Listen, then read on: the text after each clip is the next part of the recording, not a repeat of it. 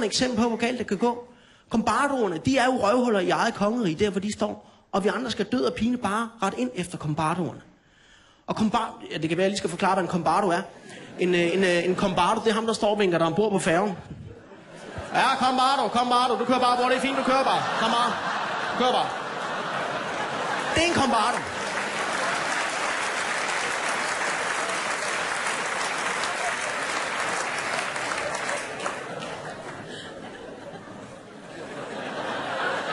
Og kombardoerne, de styrer benhårdt, der hvor de står, vi andre skal bare ret ind.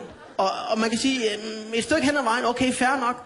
Problemet var så bare, at jeg var udsat for en kombardo, der også var skilleret. Ja, kombardo, du kører bare. Hallo, kombardo. Der holdt vi altså 4 rækker biler ved siden af hinanden, ikke sådan her. Er det mig, han kigger på, eller?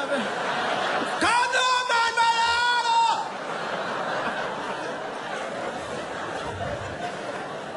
Og hvad gjorde jeg, store idiot? Jeg tog chancen og kørte frem. Hvad laver du, mand? Er det dig, jeg kigger på, måske? Men det ved jeg jo ikke, måske, vel?